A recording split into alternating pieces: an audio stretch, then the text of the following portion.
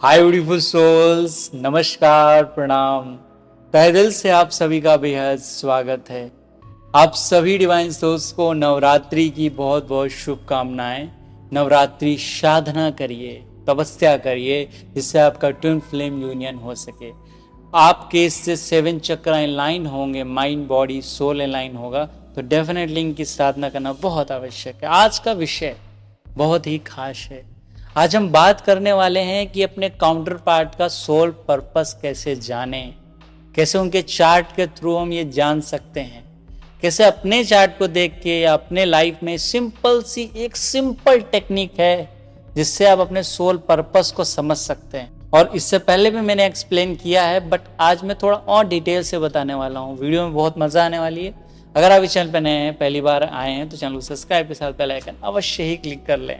आप twin flame का ही नहीं, किसी का भी सोल पर्पस इससे निकाल सकते हैं। आप किसी के साथ मैरिड है, आपकी उससे बनती है, नहीं बनती है, क्या करना चाहिए उस केस में, क्या उस केस में सोल पर्पस उसका निकाल के हम दोनों के रास्तों को मिला सकते हैं।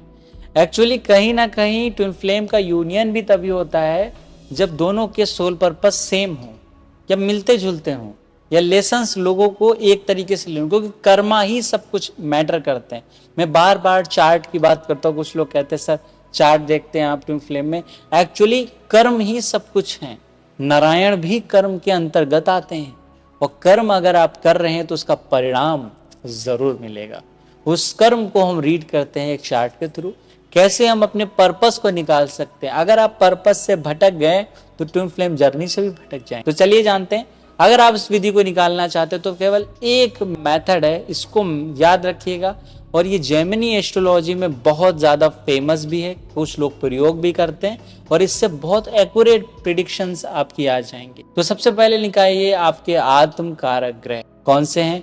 आपकी कुंडली में आप अपनी कुंडली डालते हैं, नेट पे किसी भी सॉफ्टवेयर से अपनी कुंडली डाल सकते हैं। वहां पे जिस भी ग्रह के सामने, राहु केतु को छोड़ के जिस भी ग्रह के सामने सबसे हाईएस्ट डिग्री लिखी हुई है 28, सबसे हाईएस्ट, जितने भी ग्रह हैं कंपेयर करें, सबसे हाईएस्ट डिग्री जिसकी भी होगी वो आपके आत्म कारक प्लैनेट होंगे, अर्थात आपकी आत्मा के कारक होंगे।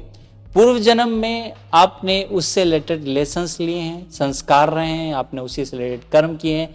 इस जीवन में उससे रिलेटेड आपका पर्पस होने वाला है।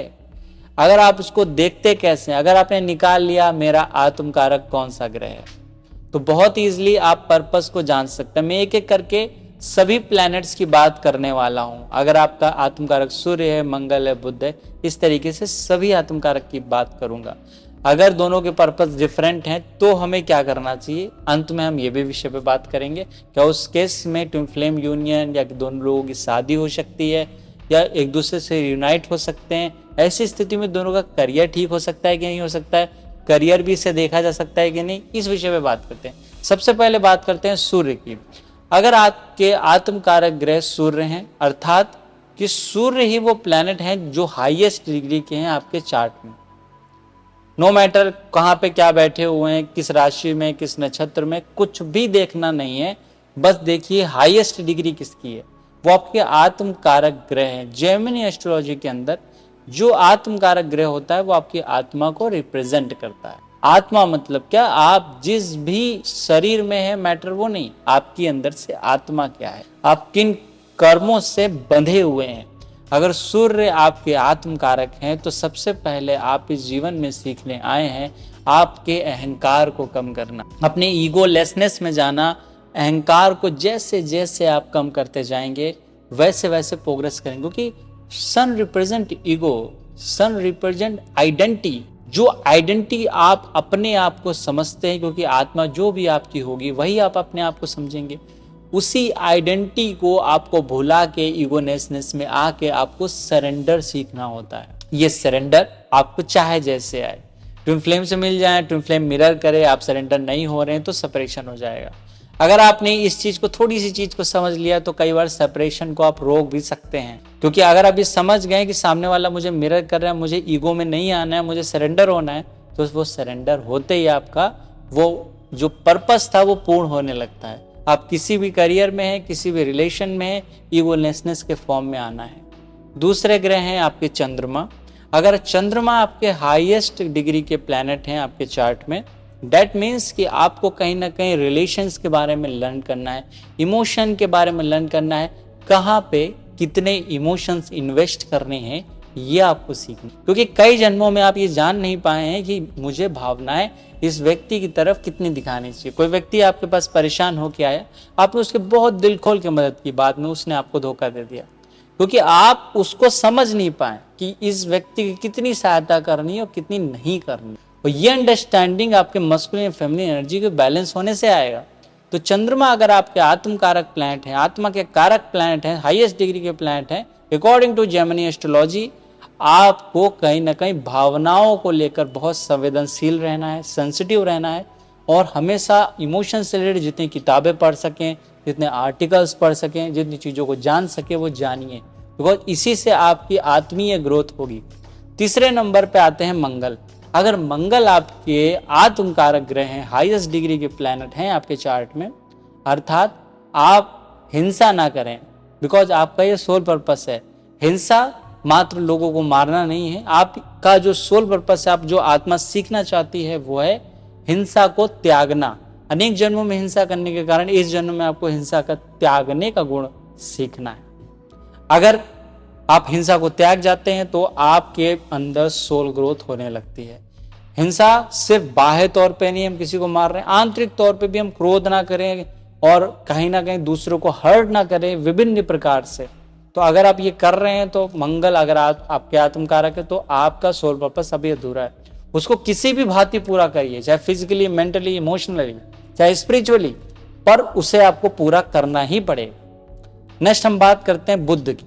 अगर आपके आत्म कारक ग्रह बुध बनते हैं, पार्टनर का भी देखिएगा, उनके हाईएस्ट डिग्री का प्लैनेट कौन है और आपका कौन है, दोनों का पर्पस कैसा है। अगर वो चीजें आप एक दूसरे के अंदर देख पाते हैं तो बहुत अच्छी बात है।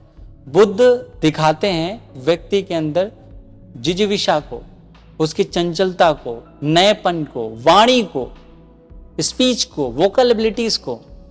आपको ये सीखना है कहाँ कितना बोलना है, कितना नहीं बोलना है, कैसी वार्तालाप करनी है किससे। क्योंकि कई बार आप ज्यादा बोल जाते हैं तो आपको नुकसान हो जाता है, कई बार आप कम बोलते हैं, आप दूर कर दिए जाते हैं, आप वो चीजें सीख नहीं पाते हैं।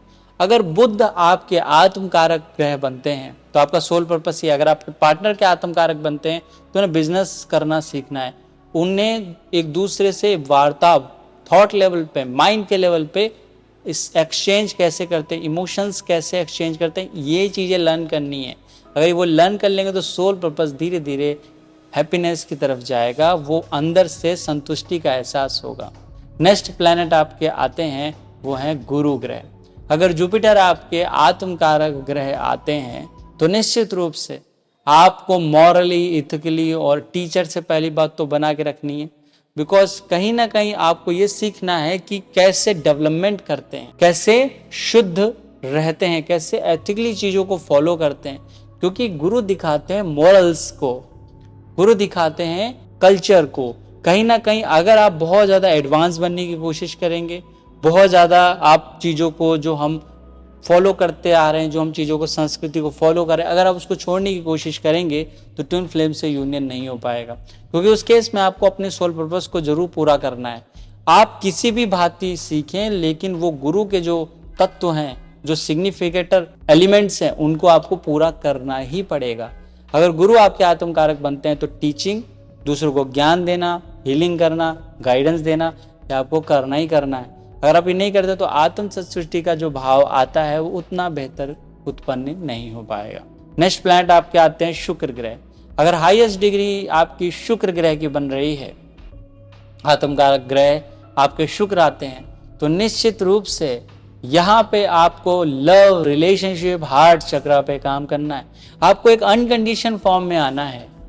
आपको रिलेशनशिप, खासकर अपने पत्नी और पति के थ्रू जो रिलेशन और प्यार मिल रहा है, उसमें आपको बहुत ज़्यादा लर्निंग करनी पड़ेगी। उसमें आपको चैलेंजेस आ सकते हैं, उसमें आपको अप डाउन आ सकते हैं, बट आपको उसको पूरा करना पड़ेगा। अगर वो अप डाउन आप फेस नहीं करेंगे, उससे आप भागेंगे, तो आपका पर्पस अधूरा रह जाएगा। तो इस केस में आपको कहीं ना कहीं फैमिली ओरिएंटेड होना पड़ेगा।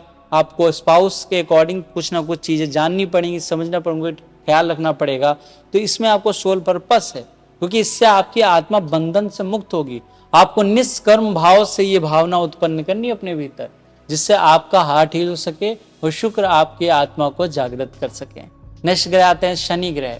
अगर आपको शनि ग्रह आत्म कारक ग्रह हैं, अर्थात सबसे हाईएस्ट डिग्री के ग्रह हैं, तो सेवा के कार्य करने से ही आपको लाभ होगा। अगर सिर्फ आप अपने स्वार्थ के लिए पैसे कमा रहे हैं, आप फैमिली बना रहे हैं, सिर्फ अपनी चीज़ों को कलेक्ट कर रहे हैं, तो कभी भी आप मुक्त महसूस नहीं करेंगे। At the end of the life कहीं ना कहीं वो बात रहेगी।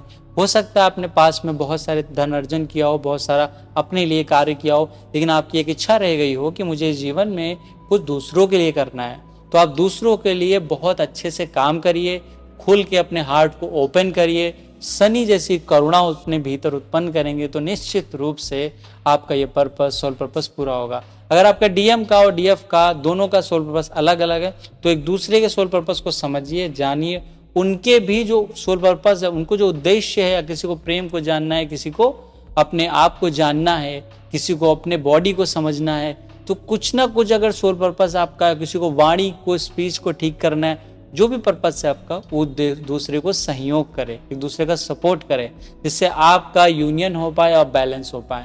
नेक्स्ट वीडियो में दोस्तों मिलते हैं। ये वीडियो यहीं तक रखते हैं, तब तक आप ख्याल रखिए, ध्यान रखिए, हमेशा यूं ही मुस्कुराते रहिए। Thank you so much.